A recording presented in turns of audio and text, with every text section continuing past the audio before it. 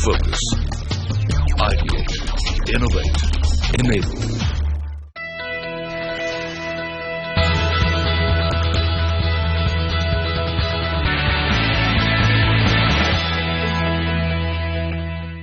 नमस्कार, स्वागत है आप सभी का सीएनबीसी आवाज की इस खास पेशकश, इस खास पहला कदम में, जहां पर हम आपको निवेश से जुड़ी हुई तमाम बारीकियों से रूबरू कराते हैं, जिनके जरिए न सिर्फ आप अपनी आर्थिक जरूरतें बल्कि अपने आर्थिक लक्ष्य, आपके जो फाइनेंशियल ड्रीम्स हैं, उनको भी पूरा कर सकेंगे।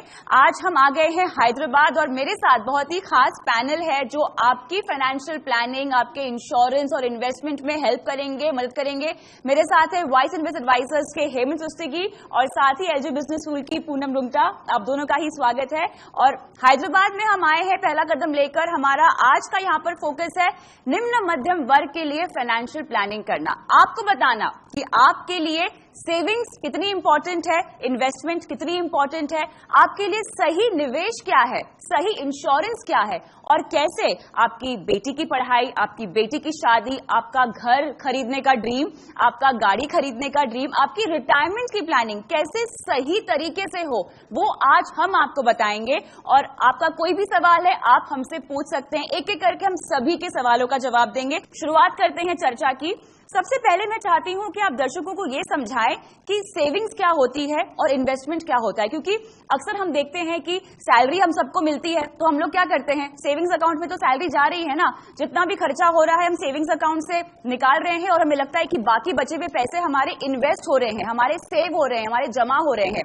लेकिन ये कितना गलत है, हेमंत जी पहले ये बताइए। बिल्कुल ठीक कविता, इसके दो हिस्से हैं। हमने कहा, हमने सेविंग की बात की, हमने इन्वेस्टमेंट की बात की। पहला आपको फोकस कहां पे करना है कि बचत कितनी कर रहे हो। बचत तो कर रहे हो, क्या वो बराबर से कर रहे हो? हमने क्या देखा, हमारी जो इनकम आती है हम लोग क्या करते हैं, खर्चा करना शुरू कर देते हैं। इनफैक्ट कमाई से पहले खर्चा पहले पता होता है कहां पे खर्चा करना है। बिल्कुल, लंबी लिस्ट, सैलरी आते ही हम सबकी लंबी लिस्ट होती है, अच्छा ये महीने ये भी खरीदना है, इसकी फीस देनी है, यहां पर जाना है, लेकिन उस लिस्ट को भी कंट्रोल करना बहुत जरूरी है। बिल्कुल, और हमें ये पता नहीं है कि हम किस पे कितना खर्चा कर रहे हैं। हमको ये मालूम है इनकम है वो तो फिक्स है, हर महीने उतना इनकम आने वाली है, खर्चा कितना है हर महीने बढ़ता जाता है, तो हमको ये समझ में नहीं आता इतना पैसा बढ़ कैसे रहा है। तो 20 तारीख को 22 तारीख को तनख्वाह पैसा जो होता है वो खत्म हो जाता है, फिर हम इंतजार करते हैं अगले महीने का पैसा आने का, और ये हमेशा स्ट्रगल हमारा चलता रहता है। इंपॉर्टेंट चीज क्या है हमारे लिए, हमें एक इसका बजट बनाना चाहिए। ठीक है, बजट का मतलब क्या हुआ, हमें कहीं लिखना चाहिए कि हम किसमें क्या खर्चा कर रहे हैं। जब आप वो लिस्ट बनाओगे, आप उस लिस्ट को देखोगे, आपको लगेगा ये जो खर्चा है ये फजूल खर्चा है, इसको मैं कम करूं तो थोड़ा मुझे पैसा बचेगा। तो पहली आप शुरुआत वहां से कीजिए, उससे आपको पता चलेगा कि आप बचत कर रहे हो कि नहीं कर रहे हो। और इन्वेस्टमेंट की जो बात है, फिर आपको इन्वेस्टमेंट का सोचना है, पहले बचत करना है। बचत ऐसा नहीं होनी चाहिए कि जितनी हो गई उतनी अच्छी है। हमेशा आपके पास ये अपॉर्चुनिटी रहेगी कि जितना आपने बचाया है उससे ज्यादा बचा सकते हो। काफी बार हमको क्या लगता है हमारी इनकम कम है, इसमें क्या बचाएंगे, ऐसा नहीं है। देखिए, इनकम बढ़ाने का या इन्वेस्टमेंट करने का दो तरीका है, एक तो हमारी इनकम बढ़ जाए या हमारे खर्चे कम हो जाए। अब इनकम बढ़ना तो हमारे हाथ में है नहीं और इतना आसान नहीं है, ऐसा नहीं कि आज सोचें कल से हो जाएगा। खर्चा कम करना हमारे हाथ में है, तो सबसे पहले आपका फोकस होना चाहिए किस तरीके से खर्चा कम करके थोड़ा पैसा बचाएं, फिर उसके बाद इन्वेस्टमेंट के बारे में सोचें। बिल्कुल, तो जैसे ही सैलरी आती है, अगली बार से आपको ये करना है, सैलरी आते ही अपने लिए एक लिस्ट बना लीजिए कि हमारे महीने के ये जरूरी खर्चे हैं, इस पर हम कॉम्प्रोमाइज नहीं कर सकते। ये जो खर्चे हैं ये तो करने ही हैं, आपके बच्चों की स्कूल की फीस हो गई, तमाम जरूरी खर्चे हो गए जो आपके होंगे। उसके अलावा वो खर्चे जो आप कॉम्प्रोमाइज कर सकते हैं या आपको लगता है कि अगर मैं ये खर्चा नहीं करूं तो मेरे पैसे बच जाएंगे, ये एक महीने में नहीं होगा। इसके लिए आपको लगातार प्रैक्टिस करनी होगी, लगातार पैसे बचाने होंगे, 6 महीना 7 महीना एक डिसिप्लिन लाना होगा आपको अपने अंदर। लेकिन पूनम मुझे ये समझाइए कि छोटी छोटी बचत करके क्या मैं अपनी इन्वेस्टमेंट की शुरुआत कर सकती हूँ? अब मैंने अपना खर्चे का बजट तो बना लिया, हर महीने मैंने देख लिया कि मैं 500 रुपए बचा सकती हूँ, चलो, लेकिन वो 500 रुपए अगर मैं हर महीना बचाऊं तो मैं उसको कहां पैसे लगा सकती हूँ, कहां निवेश कर सकती हूँ? देखिए, बचत तो हम सब करते ही हैं, चाहे किसी भी लेवल के लोग हों, हाई लेवल के लोग होते हैं, मिड लेवल, कोई भी हो, बचत तो हमारे खून में है। हम कुछ ना कुछ पैसा हम बचाते हैं। तो हमें पैसे की बचत के साथ साथ कविता, यहाँ इन्वेस्टमेंट के पहले ये सोचना है कि हम हमारी परिवार की बाकी जरूरतों की भी हर हाल में बचत रखें। यहाँ मेरा बचत से मतलब है कि जो भी अपनी कमाई से घर खर्च चल रहे हैं या बच्चों की पढ़ाई चल रही है, वो हमारी कमाई और या हम हो या ना हो, वो हर समय आपके पूरे होते रहे, वो जरूरत को पूरी रखने का भी साथ में हमें ध्यान रखना है। तो हमारी जो बचत यानी पैसे की बचत के साथ फैमिली की जरूरतों की हर जरूरत की बचत करना हर हाल में हमें करना है, जिसके लिए हमें सबसे पहला स्टेप लेना होगा कि हमारी जो बचत शुरुआत के दिनों की बचत है, यानी हमारी जब हम कमाई शुरू करते हैं और परिवार की जिम्मेदारियां जब हम उठाना शुरू करते हैं, तो वो जिम्मेदारियों का एक कैलकुलेशन करके हमें हमारे लिए एक बीमा खरीदना है। बीमा खरीदना सबसे अहम हिस्सा है। वो अगर आपके पास होगा तो आपके मन में ये सुकून रहेगा कि हम हो या ना हो, हमारे परिवार को एक रकम हमेशा मिलेगी जिससे उनकी जरूरतें पूरी होगी। तो सबसे पहला स्टेप मुझे लगता है वो है अपना बीमा कराना, लाइफ का बीमा कराना, और फिर आता है हमारी हेल्थ का बीमा कराना, यानी हेल्थ इंश्योरेंस जिसको कहते हैं कि हम बीमार पड़े तो बहुत सारा खर्चा होता है हॉस्पिटल में एडमिट होकर इलाज कराना, जिसके कारण कई बार हमें लोन वगैरह लेके अपना इलाज कराना पड़ता है और हमारी आगे की सारी प्लानिंग उस लोन का इंटरेस्ट चुकाने में पूरी चली जाती है। तो धीरे धीरे प्लानिंग इस तरीके की हो जाती है कि हमारी सारी कमाई इंटरेस्ट पेमेंट में चली जाती है और दिमाग से हम टेंशन ले लेके और बीमार होते चले जाते हैं।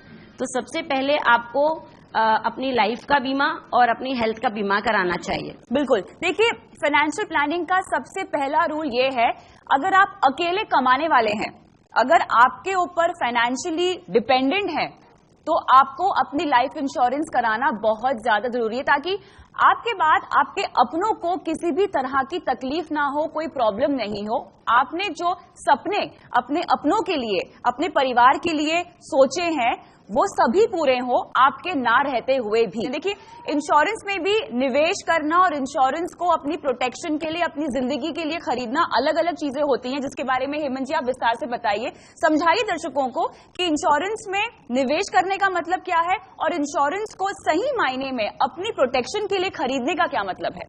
देखिए, अगर हम इंश्योरेंस की बात कर रहे हैं, इंश्योरेंस क्यों जरूरत है? जरूरत इसलिए है, हम जो सपने देखते हैं अपने बच्चों के लिए, अपने आप के लिए, अगर हम रहेंगे तो हम पूरे करेंगे, पूरी जी जान से मेहनत करेंगे, लेकिन हम कल रहेंगे नहीं रहेंगे हमें नहीं मालूम, ऊपर वाला जानता है। अगर ऐसा कुछ हो गया तो हमारे घर के लोग जो हैं, जो हमारे पे डिपेंडेंट है, जो हम पे निर्भर हैं, उनका क्या होगा? उनकी पढ़ाई तो तब भी होनी है, उनका खर्चा फिर भी चलना है, उनको घर फिर भी चाहिए, हम तो नहीं है, तो एक होगा कैसे? उसके लिए आपको बीमा लेना बहुत जरूरी है। और बीमा ऐसा नहीं कि फॉर्मेलिटी के लिए ले लिया, हाँ हमने टिक कर दिया कि मेरा बीमा हो गया। आपकी जरूरत है 25 लाख के इंश्योरेंस की, आपने 2 लाख रुपए की इंश्योरेंस ले ली। अगर भगवान ना करे कुछ हो जाए, फैमिली को जरूरत है 25 साल की, 25 लाख की आपके पास है 2 लाख रुपए, कुछ होगा ही नहीं। तो आपने सोचा हमने ठीक कर दिया, लेकिन कुछ किया नहीं। तो दोनों जरूरतों को, इन्वेस्टमेंट को और इंश्योरेंस को अलग रखिए। इंश्योरेंस का मतलब होता है कि अगर मुझे रिस्क लेना है, जो अगर रिस्क मुझे कवर करना है तो सिर्फ वही कवर करना है, ठीक है? आप सिनेमा देखने जाते हो ना, आप सोच के जाते हो कौन सा सिनेमा देखना है, ऐसा नहीं किसकी टिकट मिल गई वही चले जाएंगे, बराबर है ना? तो आपको मालूम होना चाहिए हम कर क्या रहे। अगर ये बीमा के लिए ले रहे हैं तो बीमा लीजिए, और इन्वेस्टमेंट करनी तो इन्वेस्टमेंट कीजिए, दोनों अलग कीजिए। ऐसी बहुत सारी इंश्योरेंस प्लान्स हैं जिनको हम टर्म प्लान बोलते हैं, जहां पे बहुत सस्ता प्रीमियम होता है, जितना आप प्रीमियम पे कर रहे हो शायद उससे 10 गुना कम होगा और आपका जो कवर है वो बहुत ज्यादा मिलेगा, इसको टर्म प्लान बोलते हैं। वैसी इंश्योरेंस लीजिए। इन्वेस्टमेंट करने के लिए बहुत सारी ऑप्शंस हैं, आपने नाम सुना होगा, म्यूचुअल फंड्स की हम बात करते हैं, म्यूचुअल फंड में डाल सकते हो, ऐसे बहुत सारी ऑप्शंस हैं। आसान तरीका मत देखिए कि चलिए एक ही बार में दोनों काम हो गए, इंश्योरेंस भी मिल गई और इन्वेस्टमेंट भी मिल गई। इससे जरा हटेंगे, जैसा मैंने कहा, जितनी मेहनत कमाई करने के लिए लगाते हो उसका थोड़ा सा समय इसके ऊपर भी लगाओ कि पैसा किस तरीके से इन्वेस्ट किया जाए। बिल्कुल, आपका पैसा आपको कैसे कमा कर दे, इसके बारे में भी आप ही को सोचना है, क्योंकि ये आपकी गाड़ी कमाई है, आप कहीं पर भी निवेश नहीं कर सकते हो। आप चाहते हो कि लंबी ड्यूरेशन में, लॉन्ग ड्यूरेशन में, लंबी अवधि में आपका पैसा आपको कमा कर दे और आपके सारे फाइनेंशियल सपनों को पूरा भी करे, जिसके लिए सही इंश्योरेंस जरूरी है। टर्म प्लान की बात की है यहाँ पर हेमंत जी ने, विस्तार से बताइए कि टर्म प्लान हमें कैसे मिल सकता है और कितने का टर्म कवर हमारा होना चाहिए। अगर मैं 5 लाख ईयरली कमाती हूँ, सालाना कमाती हूँ, उससे ज्यादा का मुझे टर्म प्लान अगर लेना हो तो उसकी कैलकुलेशन कैसे हो? मेरे ऊपर लोन भी है, मेरी बच्चों की पढ़ाई भी है, घर भी खरीदना है, इन सब लक्ष्यों को ध्यान में रखकर क्या मैं टर्म प्लान ले सकती हूँ? हाँ बिल्कुल, टर्म प्लान सबसे पहला जरूरी वो इंश्योरेंस प्लान है जो हर एक को लेना चाहिए। इसका कैलकुलेशन का एक थंब रूल है, यानी एक जनरल रूल है कि आपकी जो भी सालाना कमाई है उसका 20 टाइम या 20 टाइम्स उसकी आप उतना आप अपने कवर लीजिए। जैसे कि फॉर एग्जांपल अगर आप 2 लाख रुपए सालाना कमाते हैं तो 2 लाख का 20 टाइम्स यानी 40 लाख्स आपको इंश्योरेंस चाहिए। फिर भी एक एग्जाम्पल के लिए मैं बताऊंगी कि 10 लाख का टर्म कवर अगर लेना हो तो महज 150 से 250 रुपए महीना खर्च करके आप 10 लाख का बीमा खरीद सकते हैं। और इतना तो हम सब कर ही सकते हैं अपनी फैमिली के लिए। 250 रुपया महीना लगा के अगर मैं फैमिली को सिक्योरिटी दे सकती हूँ कि मेरे न होने पे मेरे परिवार को 10 लाख रुपए मिल जाएंगे जिनसे उनकी आगे की जरूरतों को हम पूरा कर सकते हैं, तो इस तरीके का हम एक लो कॉस्ट प्लान लेंगे। मगर इसमें ध्यान रखें कि इसमें आपको जिंदा रहने पर यानी आप पूरे पॉलिसी के टर्म पर आपको अगर कुछ नहीं हुआ तो आपको रिटर्न में कुछ नहीं मिलेगा। और वो टर्म कितने साल का होगा? आपको वो टर्म लेना चाहिए जब तक आप कमाना चाहते हैं, यानी आपकी रिटायरमेंट एज जो आजकल 60 to 65 है।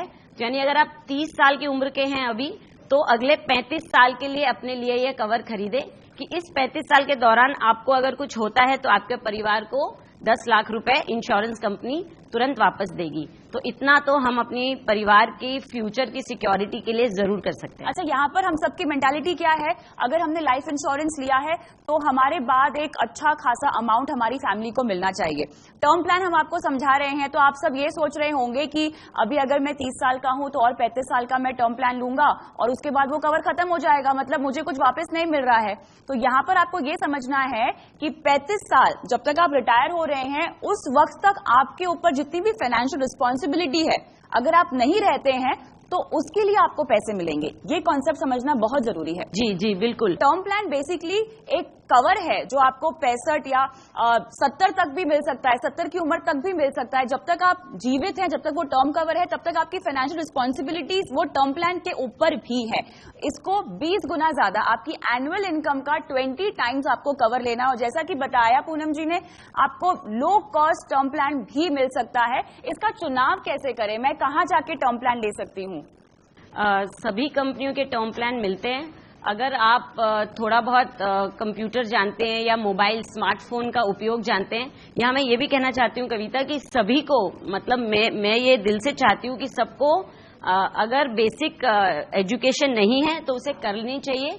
आगे का जमाना डिजिटलाइजेशन का है, जैसे हमारे मोदी साहब ने कहा है हर चीज मोबाइल के जरिए होगी, तो थोड़ी सी मेहनत करके थोड़ी इंग्लिश पढ़ाई लिखाई सीख के, क्योंकि सब कुछ मोबाइल में आपको मिल सकता है, तो वो मोबाइल को चलाना सीख लें। और सबसे पहला इन्वेस्टमेंट शायद वो स्मार्टफोन खरीदने के लिए कर सकते हैं। तो उसके जरिए अगर आप एक रिक्वेस्ट डालेंगे या किसी भी इंश्योरेंस कंपनी के ऑफिस में जाकर रिक्वेस्ट करेंगे तो इन्हें कोटेशंस के साथ साथ मदद मिल जाएगी कि किस तरीके से इंश्योरेंस खरीदनी चाहिए। नहीं तो बहुत सारे एजेंट्स होते हैं जो आपको मिल सकते हैं बाजार में, दो दे कैन हेल्प इंश्योरेंस खरीदने में। मगर आप ये सब करना शुरू करें तो मेरी दो स्टेप्स में समझती हूँ। रिक्वेस्ट है सबसे कि पहली बात तो मैंने कहा कि आप मोबाइल का उपयोग करना सीख लें, और दूसरी बात अपने डॉक्यूमेंट्स सारे बनवा लें। कईयों के पास पैन कार्ड नहीं है या आधार कार्ड नहीं है या बैंक अकाउंट नहीं है, ये सब न होने की स्थिति में आप कुछ नहीं कर सकते। तो सबसे पहला जो स्टेप लेना है वो है कि हमें हमारे डॉक्यूमेंट्स बनाने हैं। बिल्कुल, डॉक्यूमेंटेशन की तो बात हुई है, लेकिन साथ ही जब आप टर्म प्लान खरीदते हैं ना तो आपकी हेल्थ हिस्ट्री, आपकी लाइफस्टाइल, आपकी जो जीवन शैली है उसकी जानकारी देना भी बहुत जरूरी है। हेमंत जी, आई थिंक बिल्कुल इंश्योरेंस हम इसलिए लेते हैं कि अगर हम नहीं रहे तो हमारे जो परिवार के लोग हैं उनको पैसा मिले। तो जो इन्फॉर्मेशन जो मांगते हैं वो इन्फॉर्मेशन बिल्कुल सही दीजिए। कभी कभी क्या हमको लगता है चलिए इनको क्या पता चलेगा, कुछ भी लिख देते हैं, और कभी कभी हमको लगता है नहीं हमें तो कुछ होने वाला तो है नहीं, क्या फर्क पड़ता है कुछ भी लिख दें। ऐसा मत कीजिए, क्योंकि अगर कुछ हो गया और ऐसा समय आया जबकि पैसा परिवार को मिलना है तो वो गलती की वजह से परिवार को पैसा नहीं मिलेगा। इंपॉर्टेंट चीज है जो भी इन्फॉर्मेशन आपसे मांगी जाए उस फॉर्म के अंदर वो इन्फॉर्मेशन बिल्कुल सही ईमानदारी से दीजिए, ताकि अगर ऐसा कोई अनफॉर्चुनेट इवेंट होता है तो आपके जो परिवार है, जो आप पे डिपेंडेंट है, उनको पूरा पैसा मिले। नहीं तो जो पूरी आपकी मेहनत है, जो आपने प्लानिंग किया, वो सब बेकार हो जाएगी। बिल्कुल। तो यहाँ पर हमने बात की है टर्म प्लान की, जो कि फाइनेंशियल प्लानिंग का सबसे पहला कदम है, लेकिन उसके बाद बारी आती है हेल्थ इंश्योरेंस की, और साथ ही आपके हर लक्ष्य के लिए आपको कैसे पैसे बचाने चाहिए, कैसे निवेश करने चाहिए, इस पर करेंगे हम बात विस्तार से, लेकिन इस ब्रेक के बाद।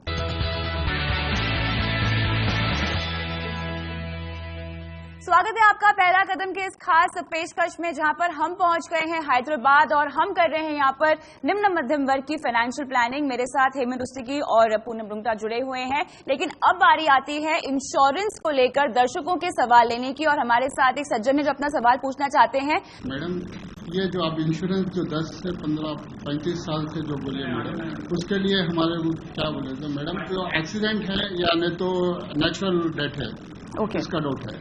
तो नेचुरल डेथ हुआ तो मिलेगा या एक्सीडेंट हुआ तो मिलेगा परिवार के लिए, वो यही पूछना है। Very interesting. हेमंत जी, यहाँ पर दो सवाल हैं, दोनों मैं लूंगी आप दोनों से एक एक करके। तो सबसे पहले इन्होंने टर्म प्लान की भी जरूरत समझी है और साथ ही एक्सीडेंटल इंश्योरेंस कवर की भी इन्होंने जरूरत समझी है।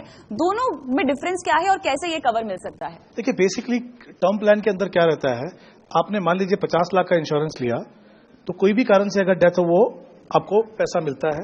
कुछ प्लान्स में ऐसा होता है कि एक नेचुरल डेथ के लिए और एक्सीडेंट के लिए अलग से मिलता है। तो आपको अगर एक्सीडेंट होती है तो फिर आपको उसमें 50 और 50 1 करोड़ मिल जाता है। तो वो दोनों ऑप्शन आपके पास अवेलेबल हैं, जिस तरह से भी आप करना चाहें वो कर सकते हैं। साथ ही यहाँ पूनम जी, सरकार की जो योजना है उसके बारे में भी आप बताना चाहेंगी?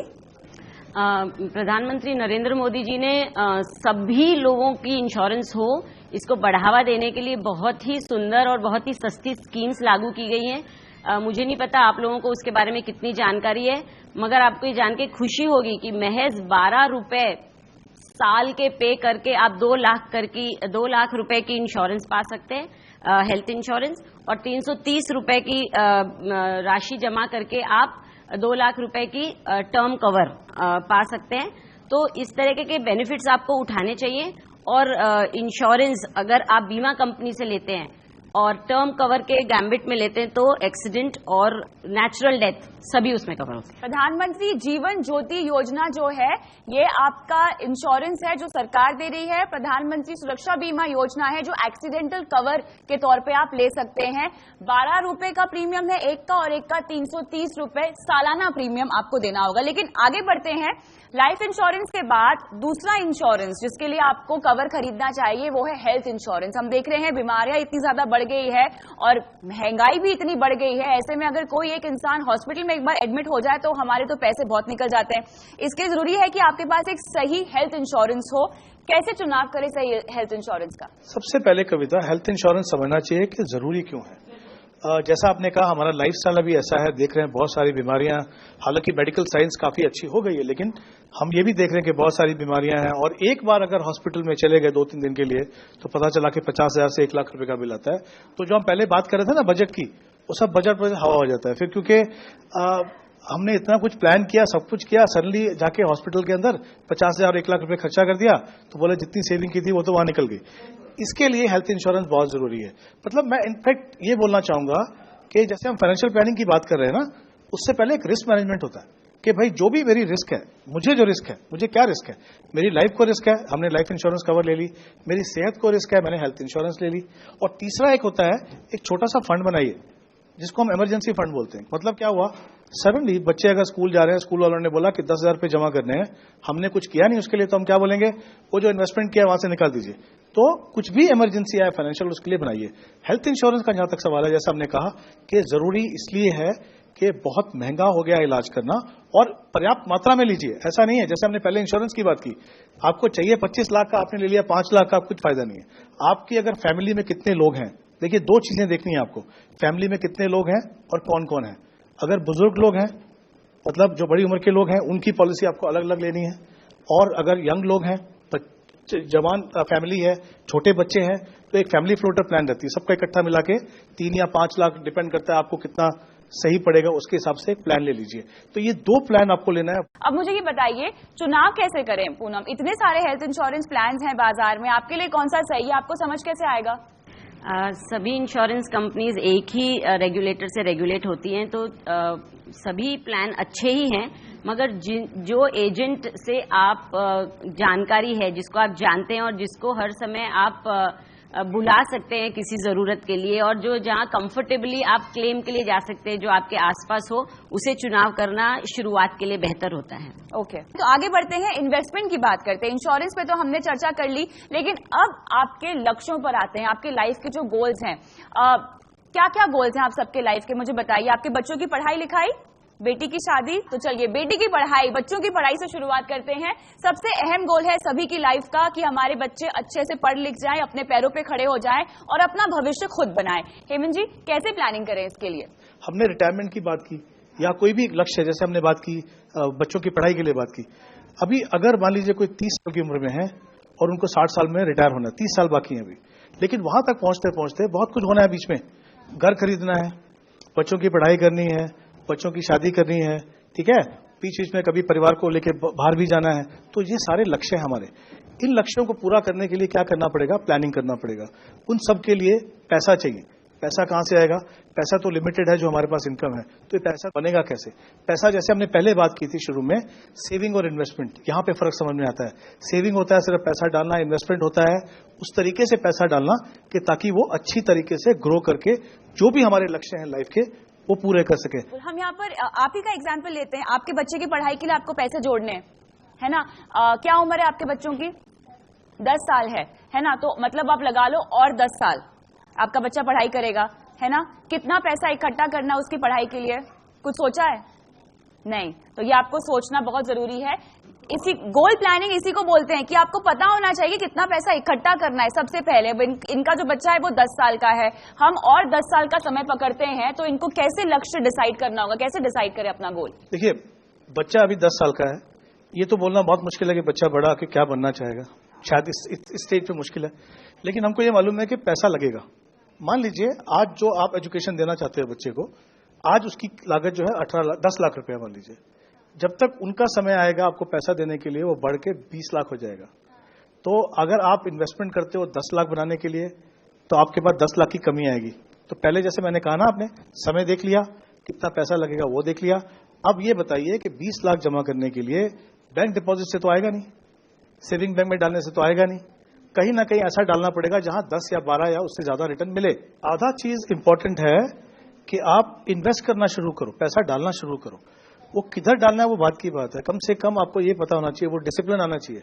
जैसे आपकी जब कमाई आती है ना, आपको पता 8,000 रुपये आ रही है, वहां पे कुछ गड़बड़ नहीं होती, आपको पूरा मालूम है, बराबर है। खर्चा करते हैं तो समझ में नहीं आता किधर जा रहा है, उधर हम ध्यान नहीं देते। अभी आपको अगर बैंक का नहीं पता, क्या करना है वो नहीं पता, लेकिन अपने को ये पता है कि किधर पगार ज्यादा मिल सकती है, इधर भी ध्यान दीजिए। जितना उधर ध्यान देते हो उतना यहाँ पे ध्यान दीजिए। सबसे पहले जैसा हमने कहा, आपको एक रेकरिंग डिपॉजिट RD अकाउंट शुरू कर दो। आप समझ लीजिए एक साल के अंदर वो जो पैसा अगर आप खर्चा नहीं करोगे तो वो 6,000 से 6,500 रुपये हो जाएगा। 2-3 साल में इन्वेस्ट करोगे तो 20,000 रुपये बन जाएगा। तो अगर 20,000 की रकम आपके पास बन जाएगी तो आपको ये टेंशन नहीं रहेगी कि कल मुझे अगर 2,000 रुपये चाहिए तो मैं कहां से जाके लूं। ये पहली शुरुआत कीजिए, पहला कदम लीजिए ताकि आप सही दिशा में जाएं। और इसके बाद जो जानकारी आपको चाहिए, म्यूचुअल फंड क्या है, बाकी सब क्या, वो आ जाएगा। धीरे धीरे जब आप इन्वेस्ट करना शुरू करोगे ना तो आपको समझ में आएगा। तो पहले तो आप ये निर्धारित कीजिए कि आपके पास हर महीने पैसे आ रहे हैं, उसमें से आपके खर्चे कौन कौन से हैं और कितना पैसा हाथ में आ रहा है वो देखिए, उसके मुताबिक आप इन्वेस्टमेंट शुरू कीजिए। लेकिन यहाँ पर हमें रुकना होगा एक छोटे से ब्रेक के लिए, क्योंकि ब्रेक के बाद हम, अब ये तो एक ही लक्ष्य पे बात की हमने, लेकिन और भी कई सारे लक्ष्य जिन पर हमें बात करनी है। बेटी की पढ़ाई के लिए क्या क्या खास सुविधाएं हैं, क्या क्या खास योजनाएं हैं, इस पर करेंगे हम बात विस्तार से इस ब्रेक के बाद। स्वागत है आपका पहला कदम की इस खास पेशकश में एक बार फिर से, और हम बात कर रहे हैं यहाँ हैदराबाद की जनता से। उन्हें दे रहे हैं इन्वेस्टमेंट टिप्स, उनको बता रहे हैं कैसे अपने बच्चों की पढ़ाई का लक्ष्य वो पूरा कर सकते हैं। हमारे साथ एक और महिलाएं सवाल पूछना चाहती हैं। मैं सिंगल पेरेंट हूँ। अच्छा, हमारा आदमी गुजर जाके 5 साल हुआ। अच्छा, इंश्योरेंस करवाए थे, ओके, तो आधा आया आधा रुक गया। अच्छा, तो केस पूरा होने के बाद आधा आते बोले। अच्छा, वो अभी तक केस पूरा नहीं हुआ, आधा पैसा भी नहीं आए थे। हाँ, तो इसके लिए क्या करना है?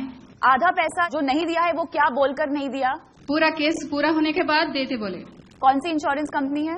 LIC है लेकिन इंडियन। कोई रीजन बताया कि आधा पैसा क्यों दिया? तो एक्सीडेंट केस है। हाँ, तो वो पूरा खत्म होने के बाद, वो केस क्लोज होने के बाद पैसे देते बोले। अच्छा, जो आपका इंश्योरेंस था जो लिया था वो किस तरह का इंश्योरेंस था? उतना नहीं मालूम मेरे को। चलिए, यहाँ पे कुछ डिटेल्स की तो कमी है हमारे पास पूनम जी, लेकिन जैसा कि बता रही हैं कि एक्सीडेंट कह के उन्होंने आधा पैसा दिया, आधा पैसा नहीं दिया। अभी तक उन्होंने आधा पैसा दे दिया है ना? आधा पैसा ही दिया है केस के बावजूद भी। तो इनकी हम हेल्प कैसे कर सकते हैं यहाँ पर? देखिए, ये अगेन एक एग्जाम्पल है ये जानने के लिए कि जब भी कोई बीमा खरीदे तो बीमा खरीदने के पहले जो एक फॉर्म होता है उसमें सारी इंफॉर्मेशन एकदम करेक्ट होनी चाहिए। हाँ। LIC या कोई भी बीमा कंपनी आपका पैसा रखने के उससे पैसा नहीं देती है, वो आपको पैसा देना चाहती है मगर आपने इंफॉर्मेशन गलत दी होती है, जिसकी वजह से आपका पैसा कई बार रुक जाता है और आपको इस तरीके के झंझट में पड़ना पड़ता है कि केस करना पड़ता है या पैसे के लिए रुकना पड़ता है। तो जरूर कोई ना कोई इसमें फैक्ट्स यानी कंसीलमेंट ऑफ फैक्ट हुआ होगा, किसी तरीके की जानकारी अभी तक बीमा कंपनी को नहीं दी गई होगी, तो आप उनको अप्रोच कर सकती हैं और उनके साथ फॉलो अप कर सकती हैं। वरना ओम्बड्समैन में इसका केस भी आप करके या कंज्यूमर फोरम में जाके इसकी सुनवाई होगी और आपका पैसा जरूर वापस मिलेगा अगर आपके हस्बैंड की तरफ से कोई गलती नहीं होगी फॉर्म भरने में। देखिए माधवी जी, होता ये है ना, और माधवी जी के जरिए तमाम दर्शकों को मैं बताना चाहती हूँ, उन्होंने अभी तक इंश्योरेंस नहीं लिया है। जब कभी इंश्योरेंस ले तो अपनी डिटेल्स, अपनी हेल्थ हिस्ट्री, अपनी फैमिली की जानकारी सही दे, क्योंकि आपके नहीं रहने पर कई बार इंश्योरेंस रिजेक्ट हो जाता है। आपके परिवार को पैसे या तो नहीं मिलते हैं, अगर मिलते हैं तो आधे मिलते हैं। क्यों आधे मिलते हैं? क्योंकि जिसने पॉलिसी ली थी उसने अपनी डिटेल्स सही नहीं दी थी। माधवी जी, यहाँ पर हमारे पास पॉलिसी की डिटेल्स नहीं है, जितना आप बता रही हैं हमें वही समझ में आ रहा है। तो आपको ये देखना है कि आपके पति ने जब पॉलिसी ली थी तो उन्होंने कौन सी पॉलिसी ली थी, क्या क्या कवर था, ठीक है, और किस बेसिस पर पॉलिसी की जो आधा अमाउंट है उसे रिजेक्ट किया गया है। आप सवाल पूछना चाहती हैं? मेरा नाम रेहाना है। रेहाना जी, रेहाना है मेरा नाम। पूछिए। अभी इंश्योरेंस की बात चल रही है, हेल्थ इंश्योरेंस की बात चल रही है, म्यूचुअल फंड के बारे में, बैंक में जमा करने की डिपॉजिट की बात चल रही है। जहाँ तक मैं देख रही हूँ, मैं भी as a social work field में काम करती हूँ जी। आजकल इतने महंगाई हो गई है, कमाने वाले 1% है घर में।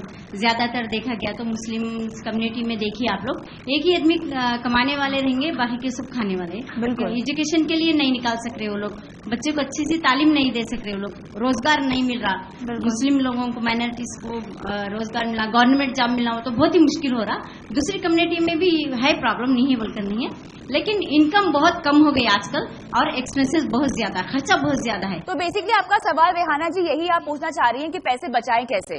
महंगाई इतनी बढ़ रही है, बचाएंगे कैसा? महंगाई है बिल्कुल, और आमदनी भी नहीं बढ़ रही है। गवर्नमेंट जॉब्स नहीं है, हाँ, प्राइवेट जॉब्स कर रहे, एक दिन 2 दिन नहीं गए वहाँ पे तनख्वाह कट। बिल्कुल। तो यहाँ पर आज हमारा बिल्कुल मैं आपका सवाल समझ गई हूँ। हमारा मूल मुद्दा आज ये है कि ये आपको कैसे पैसे बचाना सिखाएं और कैसे आप उसके जरिए निवेश कर सके। हेमंत जी, महंगाई तो बढ़ने वाली चीज है और महंगाई की रेट से आपकी सैलरी कभी नहीं बढ़ेगी अगर हम देखें तो, है ना, और यहीं पर काम आती है फाइनेंशियल प्लानिंग। देखिए रेहाना जी, ये बात बिल्कुल सही है आपकी, महंगाई बढ़ रही है, हमने पहले भी बात की।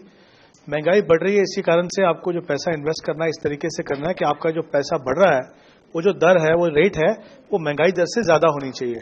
ये आपकी बात बिल्कुल सही है। ज्यादातर काफी लोग हैं जिनको ये तकलीफ होती है कि हमको पैसा जमा करने के लिए होता नहीं है, लेकिन सच्चाई भी है कि पैसा आपको बचाना ही पड़ेगा, उसका कोई और सोल्यूशन है नहीं हमारे पास। मैंने पहले भी कहा कि कमाई बढ़ाना इतना आसान नहीं है, खर्चा कम करना शायद थोड़ा आसान है। मैं कहीं ना कहीं देख सकता हूं कि मुझे कौन सा खर्चा है मैं शायद कम कर दूं। आपकी बात बिल्कुल सही है, काफी बार वो भी मुश्किल होता है क्योंकि हमको लगता है सारे खर्चे बहुत जरूरी हैं, लेकिन अगर हम ये सोच के चलें तो फिर कुछ भी पैसा बचेगा नहीं हमारे पास। कहीं ना कहीं हमें थोड़ा सा कंप्रोमाइज करना ही पड़ेगा। कमाई बढ़ते बढ़ते तो समय लगेगा, पैसा मुझे बचाना है, पैसा मुझे चाहिए बच्चों के लिए, पैसा मुझे चाहिए अपने लिए, वो उसमें भी कोई दो राय नहीं है। पैसा कम है वो भी, उसमें भी कोई दो राय नहीं है। उसमें से रास्ता क्या निकलेगा? उसमें रास्ता यही निकलेगा कहीं ना कहीं थोड़ा डिसिप्लिन तरीके से, जैसे हमने पहले बात की, कहीं ना कहीं हम बजट बनाएंगे। अच्छी बात यह है थोड़ा पैसा बचाइए, आगे जाके समय बदलेगा हो सकता है ज्यादा पैसा भी मिलेगा, शुरुआत कीजिए। 100 रुपए की भी SIP कर सकती हैं आप, 100 रुपए तो बचा सकती होंगी, उसके जरिए भी आप SIP कर सकती हैं। पूनम जी, आप कुछ कहना चाहती थी? मैं यही कहना चाहती हूँ इस बारे में कि एक डिसिप्लिन अगर बनाए।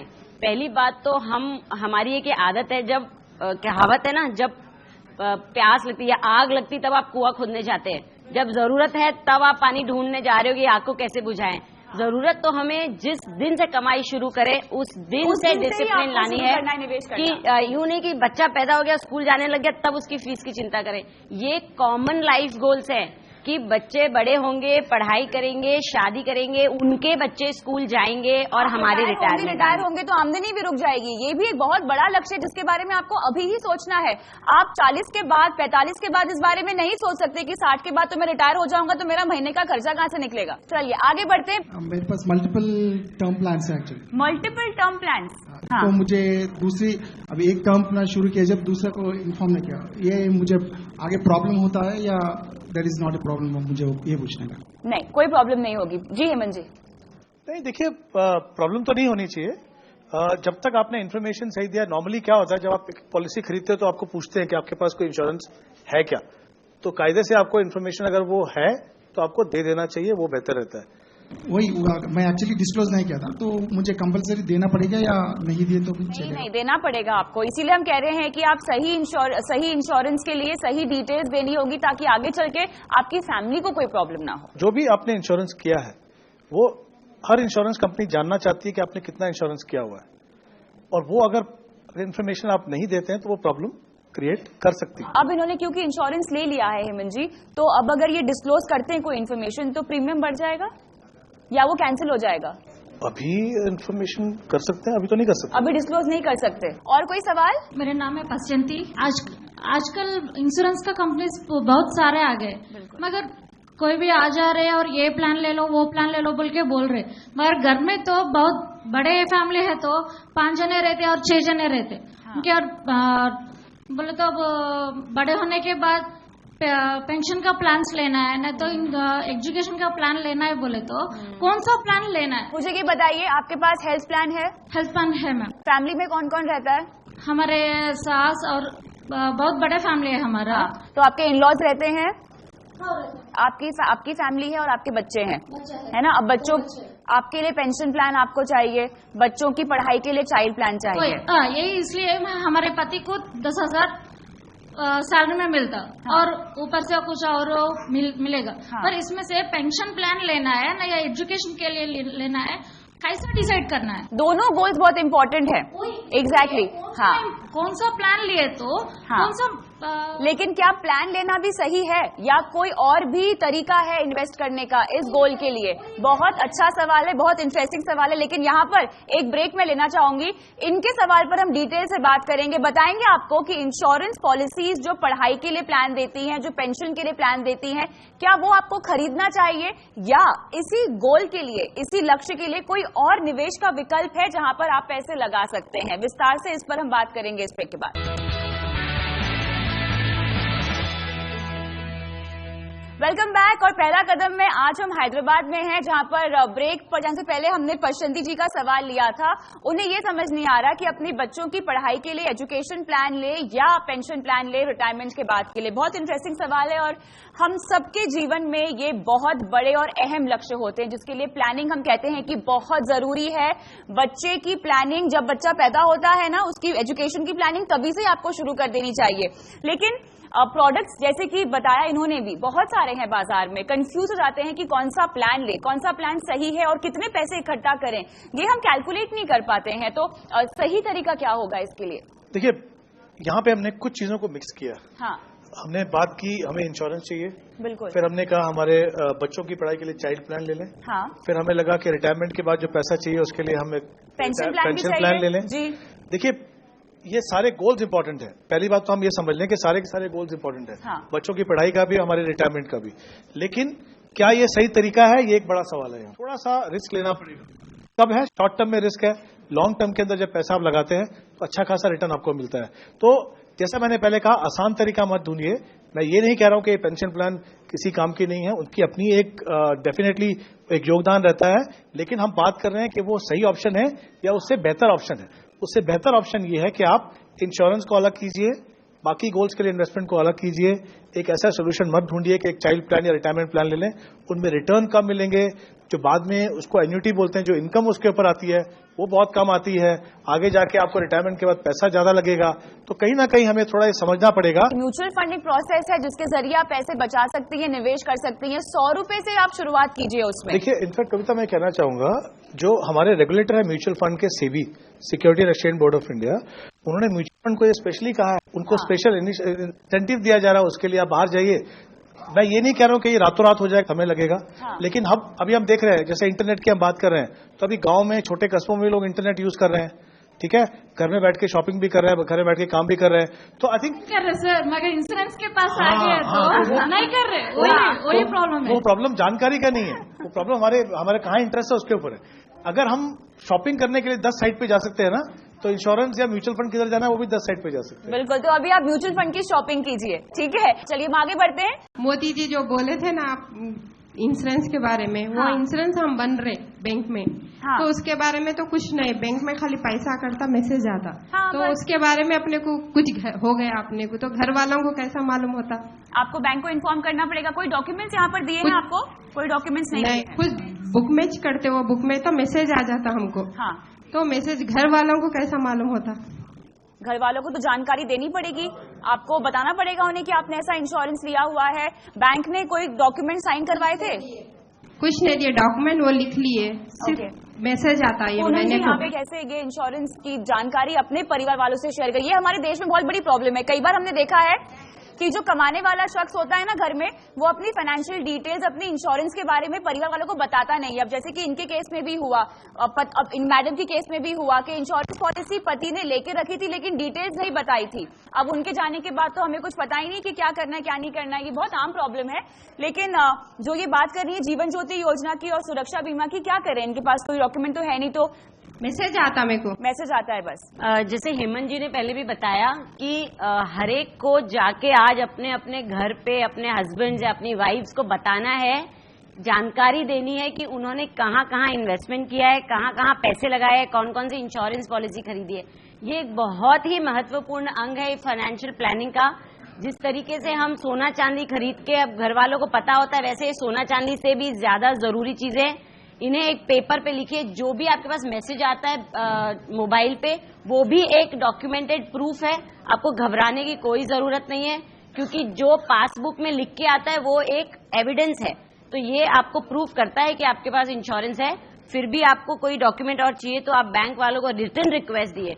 मेरी दरख्वास्त है सभी से कि कोई भी आपको ये बातचीत करनी है बैंक वालों से या कोई भी बीमा कंपनी वालों से, तो आप लिखित में करिए और एक्नॉलेजमेंट लीजिए। जब आपके पास एक पेपर होगा, उनका साइन किया होगा, तो वो एक एविडेंस के रूप में काम आता है। Thank you. हाँ जी, मेरा नाम शबाना खान है, मैं सोशल वर्कर हूँ जी। हम लोग क्यों पीछे है? आम महिला, मतलब जो हम लोग पैसे इन्वेस्ट करते, तो हम लोग आने में, जब हम लोग को जो पैसे आना रहता ना, इसमें जो बीच में जो रहते ना, वो लोग पूरा पैसा खा जाते, एजेंट्स खा जाते हैं। इसीलिए हम लोग पूरे पीछे है पैसे बनने के लिए। तो इसके लिए क्या सजेशन दे? एजेंट बदल दो अपना। एजेंट नहीं, अगर हम दूसरा भी करने गए तो भी यही प्रॉब्लम है हम लोग को। आपको देखो, ये तब होता है आपके पास जब जानकारी नहीं हो, है ना। अब आप मानती हैं यहाँ पे फाइनेंशियल एजुकेशन बहुत जरूरी है। आपको पता होना चाहिए पैसा कहाँ जा रहा है। एजेंट या जो भी बिचौलिए की आप बात कर रही हैं, वो पैसा इसीलिए खा रहा है क्योंकि उन्हें लगता है कि आपको नहीं पता कि आपके पैसे कहाँ जा रहे हैं या वो कहाँ लगा रहे हैं। स्मार्टनेस जरूरत है पूनम जी यहाँ पे स्मार्टनेस के साथ साथ जरूरी है कि सही तरीके से इन्वेस्टमेंट करना। जैसे मैं देख रही हूँ काफी लोगों को ये मन में एक सवाल आ रहा है कि हम ये सब कहाँ से खरीदे, कौन हमें सही राय देगा। कंफ्यूज मत होइए। बैंक के अंदर पैसा जमा किया, बैंक ने आपको प्रूफ दिया। जैसे हमने पहले म्यूचुअल फंड में बात की, आपने पैसा जमा किया, आपको प्रूफ मिलेगा, अकाउंट स्टेटमेंट मिलेगा। पैसा कहाँ पे जाता है? जब किसी आदमी ने आके बोला हमको पैसा दीजिए, हम आपका पैसा जमा करेंगे, इसमें 15% होगा। पहले जैसे किसी ने कहा डबल करके देंगे, डबल करने की बात करते हैं तो फिर कि हमें लालच आता है। तो शॉर्टकट मत देखिए। बिल्कुल, आप डरिए मत। ये एक्सपीरियंस जो हुआ है उसका मतलब ये नहीं कि अभी आप आगे निवेश नहीं करेंगे। बिल्कुल निवेश कीजिए, बैंक के जरिए निवेश कीजिए, तो आपके पास प्रूफ भी रहेगा, आप जाके पैसे मांग भी सकती हैं। ठीक है, आगे बढ़ते हैं। आखिरी सवाल लेना चाहेंगे हम। यहाँ पर कौन पूछ रहा है? गुड इवनिंग मैम, मेरा नाम श्रवंती है। मैं ना पोस्ट ऑफिस के बारे में पूछना चाह रही हूँ आपको। ये बच्चों रहते ना मैम, मेरे को 2 बच्चे हैं और उनके ऊपर पैसे बनने का है मेरे को। मैं ना पोस्ट ऑफिस में बनने की चाह रही मैम। मंथली 500 पे करने के लिए मालूम हुआ मेरे को। वो ना बच्चे मेरी मतलब 18 ईयर्स या 15 ईयर्स जब तक पे करने का है, बाद में 500 से बढ़ के मिलेगा पैसे, इतने साल को इतना बढ़ के मिलेगा बोल रहे हैं। बेटी है आपकी? 2 है, 2 बेटा है और बेटी भी है। मैं बनना चाह रही, अगर बने तो उससे बेनिफिट है या नहीं है? 500 जानना चाह रही हूँ। 500 रुपीज एवरी मंथ। ठीक है पूनम जी, पोस्ट ऑफिस के जरिए बच्चों के भविष्य के लिए पैसे जोड़ें, या आपको लगता है कि और भी विकल्प है? सुकन्या समृद्धि ये ले सकती है अपनी बेटी के लिए? अगर इनकी बेटी 10 साल से छोटी है तो ये सुकन्या समृद्धि। बेटी की उम्र क्या है? मेरी बेटी का है 4 साल है, मेरे बच्चा का है 6 साल है। हाँ, तो आप अपनी बेटी के लिए पोस्ट ऑफिस में सुकन्या समृद्धि करके एक प्लान है जो सिर्फ बेटियों को दिया जाता है, और उसमें जो रेट ऑफ रिटर्न है, इंटरेस्ट काफी अच्छा है बाकी चीजों से, तो आप उसमें शुरुआत करिए। उसमें भी आप 500 रुपए महीने से आप उसमें इन्वेस्टमेंट कर सकते हैं, और बीच में अगर कभी ज्यादा पैसे आ गए कोई महीने तो वो भी आप ज्यादा भी बढ़ा के भी डाल सकते हैं। और बेटे के लिए भी आप पोस्ट ऑफिस की स्कीम ले सकते हैं, उसमें आपको कोई टेंशन कोई रिस्क नहीं है। मगर आज सभी लोगों से दरख्वास्त है कि सारा पेमेंट चेक से करें, क्योंकि अभी आपसे पोस्ट ऑफिस शायद कैश ले भी लेगा 500 रुपए वगैरह, किसी एजेंट बीच में रहा ही नहीं है। अभी एजेंट का जो पोस्ट है इन पोस्ट ऑफिस वो भी खत्म कर दिया गया है, तो आप डायरेक्टली जमा करें, अपनी पोस्ट ऑफिस पे उसकी एंट्री करवाएं, अपनी जो पासबुक है उस पे एंट्री करवाएं, और उसको मॉनिटर करते हुए जब पैसा मैच्योरिटी आएगी तो आपको चेक से ही पैसा मिलेगा। तो आपका बैंक अकाउंट होना भी बहुत जरूरी है। देखो पर्पस क्या है, बच्चे के लिए चाहिए, पैसे के लिए, पढ़ाई के लिए ना, बीच में अगर निकाल दिया तो खर्चा होएगा। इसी के लिए वो बच्चा बड़ा होने के तक 18 की उम्र के बाद ही पैसा मिलेगा, तो अच्छा रहेगा। जिस पढ़ाई के लिए, जिसके लिए आपको पैसा चाहिए, फिर वहीं पे खर्चा होगा। अब पैसे नहीं बन रहे ना मैडम, इनका हस्बैंड गुजर गए ना, तो अभी पैसे नहीं बन रहे। मिल जाएगा ना पैसे बाद? हाँ, वो पैसे वहीं पे रहेंगे और बाद में मिल जाएंगे 18 साल के बाद। ठीक है, तो हम सब उम्मीद करते हैं कि आपके तमाम सवालों के जवाब हमने दे दिए होंगे। आप अभी से निवेश करना शुरू कीजिए, अपनी फाइनेंशियल रिस्पॉन्सिबिलिटीज को समझिए, अपने लाइफ के गोल्स को तय कीजिए, और आज से ही अपने पैसों को बचाइए भी और निवेश भी कीजिए। बहुत बहुत शुक्रिया आप दोनों का इस खास चर्चा में शामिल होने के लिए। तो फिलहाल पहला कदम की इस पेशकश में मुझे भी इजाजत दीजिए, लेकिन बने रहिए CNBC आवाज के साथ ही। नमस्कार।